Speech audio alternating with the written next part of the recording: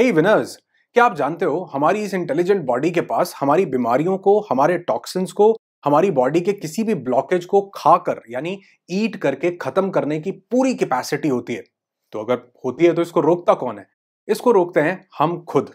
कैसे? Right away, अभी से ही आप उस कैपेसिटी को अवेकन कर सकते हो, उसको स्टार्ट कर सकते हो। इस वीडियो में आपके साथ शेयर करूंगा। बस इस वीडियो को पूरा और ध्यान से देखना, क्योंकि मैं ये दावा करता हूं कि ये वीडियो आपकी जिंदगी और आपकी हेल्थ की सबसे बेहतरीन इन्वेस्टमेंट साबित होगा। और अगर इस वीडियो को देखते हुए आपको भी ऐसा लगे तो इस वीडियो पर लाइक नहीं चाहिए है, बल्कि आप इस वीडियो को ज्यादा से ज्यादा लोगों के साथ शेयर करना, क्योंकि हो सकता है आपका ये एक शेयर किसी इंसान की हेल्थ को बेटर कर दे, किसी की जिंदगी बचा दे, और हो सकता है किसी की जिंदगी में वेलनेस और हेल्थ को एस्टैब्लिश कर दे। तो इसकी शुरुआत होती है 1974 यानी 1974 में, जब एक बेल्जियन बायोकेमिस्ट को उनकी एक रिसर्च के लिए नोबेल प्राइज मिलता है। उनकी रिसर्च थी कि उन्होंने एक इलेक्ट्रॉन माइक्रोस्कोप से जब सेल को बहुत करीब से देखा तो उन्होंने देखा कि उस सेल के अंदर तो एक कंप्लीट रीसाइक्लिंग कंपाउंड बना हुआ है, रीसाइकिल करने वाला, और उसके अंदर उनको देखने को मिला लाइसोसोम।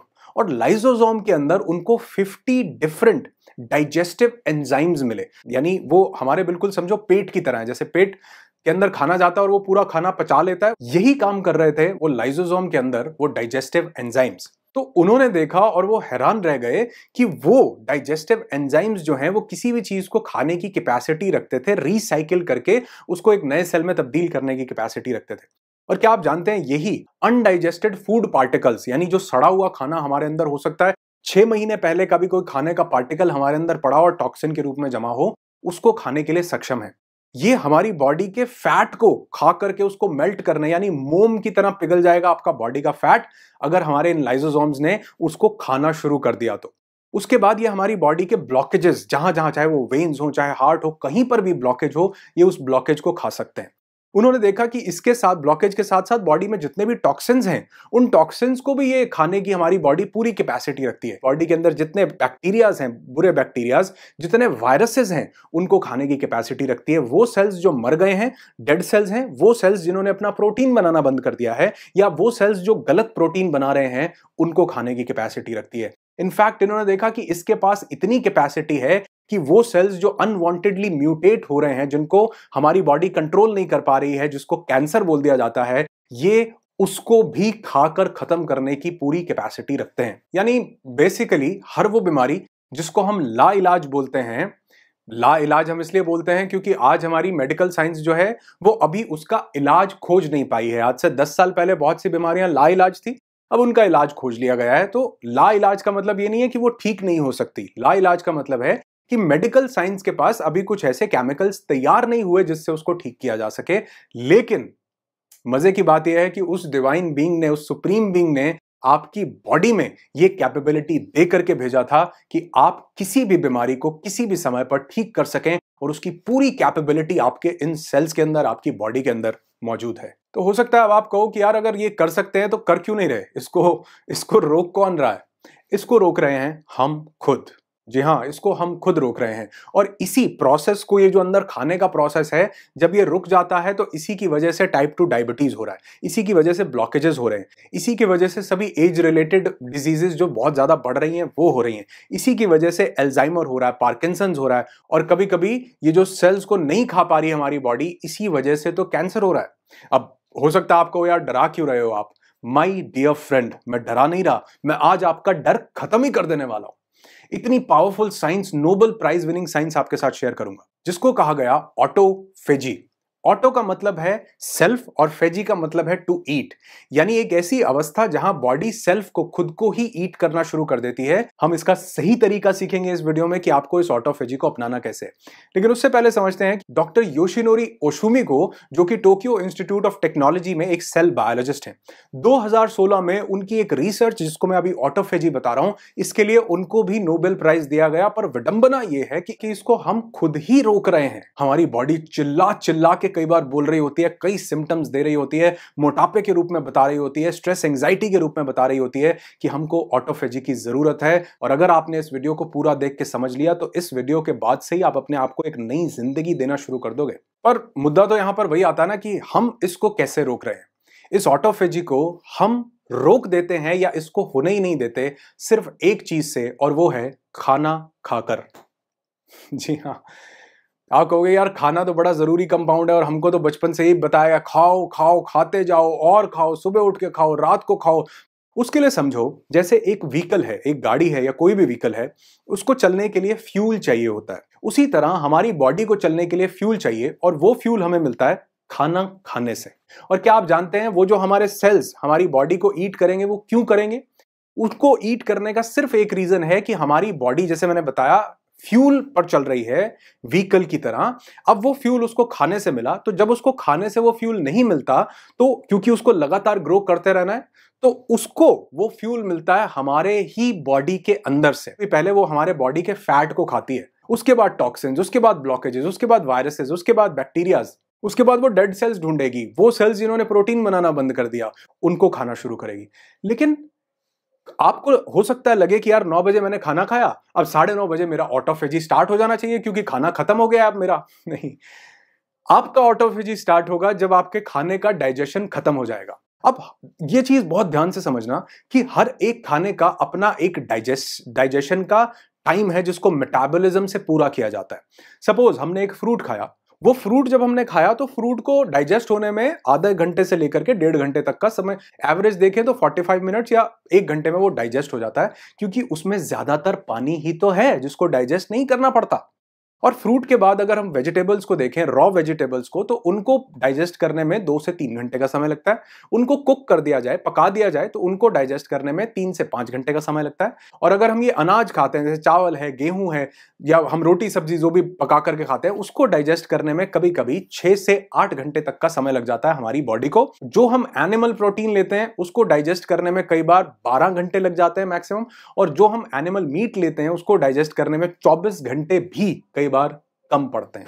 तो अगर आपने कोई चीज ऐसी खाई है जिसको खाने के बाद 8 घंटे का टाइम लगता है डाइजेशन में, और आपने सुबह 9 बजे खाना खाया, उसके बाद फिर 1 बजे आपने खाना खाया, तो अभी तो पिछला डाइजेशन ही कंप्लीट नहीं हुआ था, पेट अभी काम कर रहा था, आपने ऊपर से और भेज दिया। रात को फिर शाम की चाय पीनी थी, शाम की चाय पीने के बाद रात को फिर 9 बज गए, 8 बज गए और फिर से हमको डिनर करना था। अभी पिछला प्रोसेस खत्म नहीं हुआ था और हमने रात को उसको वो दे दिया, इतना भयंकर एनिमल हैवी प्रोटीन दे दिया। कई बार हम नॉन वेजिटेरियन उसको दे देते हैं डाइट, तो वो कहां से, वो पूरी की बॉडी की पूरी एनर्जी जो है वो आपके खाने को डाइजेस्ट करने में ही लगी हुई है।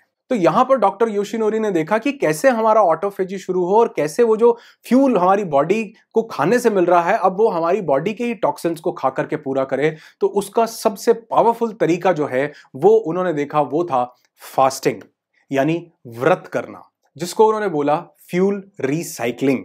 यानी हमारी ही बॉडी के कुछ टॉक्सिन्स रिसाइकिल होके नए सेल्स में कन्वर्ट होते हैं। इसका एक पूरा प्रोसेस होता है।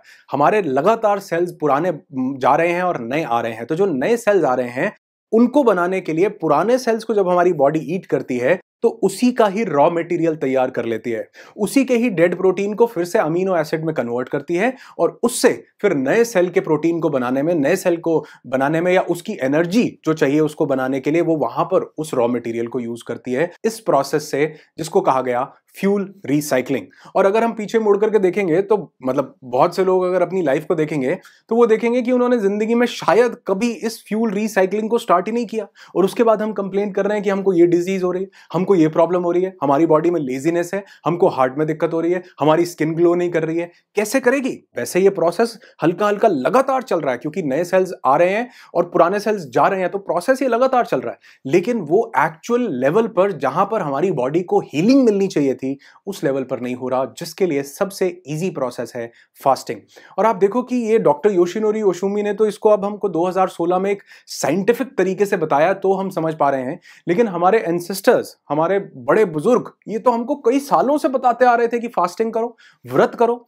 और वो इतने ज्यादा इंटेलिजेंट थे, हो सकता है इसका साइंटिफिक प्रोसेस ना बताया हो, लेकिन इतने इंटेलिजेंट थे कि उन्होंने हर एक व्रत को किसी ना किसी रिलीजियस चीज के साथ जोड़ दिया कि आपकी जिसमें आस्था, आप ये नहीं कह सकते हो कि जी मैं तो फलाने फलाने रिलीजन को या फलाने भगवान को मानता हूं, मेरा तो दिन निकल गया। उन्होंने कहा नहीं, कभी जब मन करे तब कर लो, सोमवार को शंकर जी के लिए कर लो, मंगलवार को हनुमान जी के लिए कर लो, माता के लिए करना है तो फ्राइडे के लिए कर लो, बच्चों के पिता के लिए करना है तो करवा चौथ कर लो, यानी एकादशी कर लो, द्वादशी कर लो, अमावस्या कर लो, और कितने ओकेजन के लिए कि अगर पति बढ़िया चाहिए उसके लिए व्रत कर लो, पत्नी बढ़िया चाहिए उसके लिए कर लो, नौकरी चाहिए उसके लिए कर लो, हर चीज के साथ व्रत को अटैच किया, क्योंकि वो जानते थे कि अगर इसको किसी बिलीफ के साथ जोड़ा गया तो इंसान उसके साथ भी जुड़ा रहेगा, भगवान के साथ भी जुड़ा रहेगा और अपनी हेल्थ को भी अच्छा करेगा। मेरी एक बात मानना, बहुत ध्यान से सुनना, कि वहां कहीं ऊपर बैठे भगवान को हमारे व्रत की जरूरत नहीं है।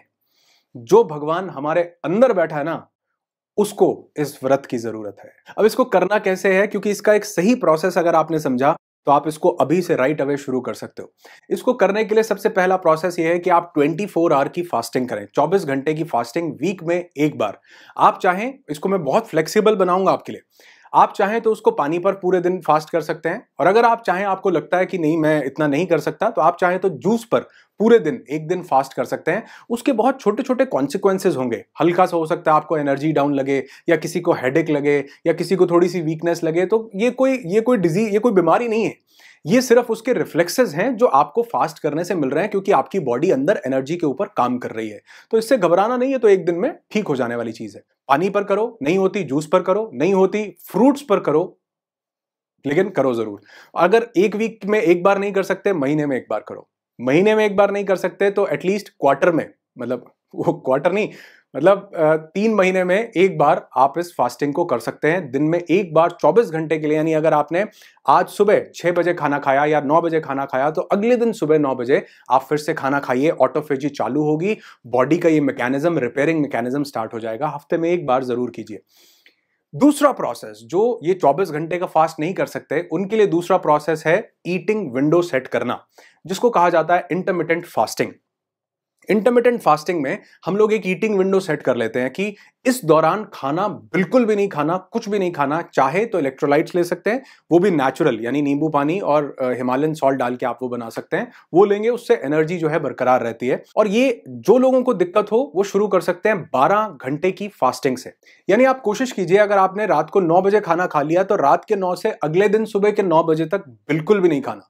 अब ये सबसे ईजी स्टेप है, सबसे पहला शुरू करने के लिए। इसके बाद आप इसको लेकर के जा सकते हैं 14 आवर्स तक। यानी अगर आपने रात को 8 बजे खाना खा लिया तो अगले दिन सुबह 10 बजे तक आपने बिल्कुल भी खाना नहीं, कुछ भी नहीं खाना, लिक्विड लीजिए सिर्फ। इसको थर्ड लेवल पर लेकर के जा सकते हैं, जिसको एग्जैक्ट इंटरमिटेंट फास्टिंग बोला जाता है, 16 आवर्स की फास्टिंग। यानी सिर्फ 8 घंटे की विंडो में ही खाना खाएं। जो हमारे वैदिक काल से हमारे लोग, हमारे एंसेस्टर्स बोलते थे कि सूर्यास्त होने के पहले खा लेना चाहिए और सूर्य उदय होने के बाद। तो अगर आपने अपनी बॉडी को ये 16 घंटे के लिए रेस्ट दिया, उसको कुछ डालते ही नहीं रहे, तो वो आपके खाने के डाइजेशन को जैसे ही 4, 5, 6, 8 घंटे बाद फिनिश करेगी, उसके बाद वो एनर्जी आपकी बॉडी के लिए अवेलेबल होगी, ऑटोफेजी करेगी, आपकी बीमारियों को ईट करेगी, वायरसेस को, बैक्टीरियाज को। और आपने देखा होगा, जब भी कोई इंसान बीमार होता है ना, तो डॉक्टर उसको ये बोलता है कि इसको जितना हल्का हो सकता है उतना हल्का खाना दो। दवाई काम कर रही होती है, लेकिन उसके साथ साथ वो जो बॉडी है वो खुद से उसको हील करती है। और आप देखोगे, जब भी हम किसी बीमारी के अंदर जाते हैं तो सबसे पहले हमारी भूख मर जाती है। ऊपर वाले ने मैकेनिज्म ही ऐसा दिया कि इसकी भूख मरेगी सबसे पहले, ताकि इसकी बॉडी वो भूख से हटके, इसका ध्यान भूख से हटे और वो बॉडी जो है वो ऑटोफेजी के मैकेनिज्म को शुरू कर सके। पावरफुल चीज है। तो 16 घंटे की ये फास्टिंग रोज आपकी ऑटोफेजी को स्टार्ट कर सकती है। रोज नहीं कर सकते, ऑल्टरनेट डे पर इसको कीजिए। कोशिश कीजिए कि डेली या रेगुलर बेसिस पर एनिमल प्रोटीन को अवॉइड कीजिए। हो सके तो नॉन वेजिटेरियन डाइट को बिल्कुल ही अवॉइड कीजिए, अगर आप हील करना चाहते हैं या अपनी बॉडी को, अपनी एनर्जीज को बढ़ाना चाहते हैं तो, क्योंकि उसको डाइजेस्ट करने में बहुत समय लगता है। और कभी कभी तो पिछले 6 महीने पहले का भी कोई फूड का टॉक्सिक कंपाउंड हमारी बॉडी में आज भी पड़ा हो सकता है। अभी निकालिए उसको, हर बॉडी के टॉक्सिक कंपाउंड को निकालिए इस ऑटोफेजी को शुरू करके। और अगर इसको मैं एक लाइन में समराइज करूं, करना नहीं चाहिए वैसे, लेकिन अगर एक लाइन में करूं तो ये सिर्फ एक मैकेनिज्म है कि our body becomes healing machine when we are empty stomach. खाली पेट रहने से हमारी बॉडी ही हीलिंग मशीन बन जाती है। लेकिन इसका यह मतलब नहीं है कि हम 10 दिन तक अगर खाली पेट रहेंगे तो हम फिर भी हील ही करते रहेंगे, नहीं।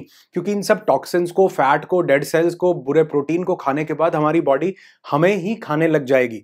तो ये नहीं करना कि 7 दिन तक 7 दिन तक हम उस खाने को नहीं खाएं। इसका एक प्रोसेस जो कि इंटरमिटेंट फास्टिंग, ईटिंग विंडो, उसको सेट कीजिए। 24 आवर फास्टिंग कीजिए हफ्ते में एक बार, नहीं तो महीने में एक बार जरूर कीजिए।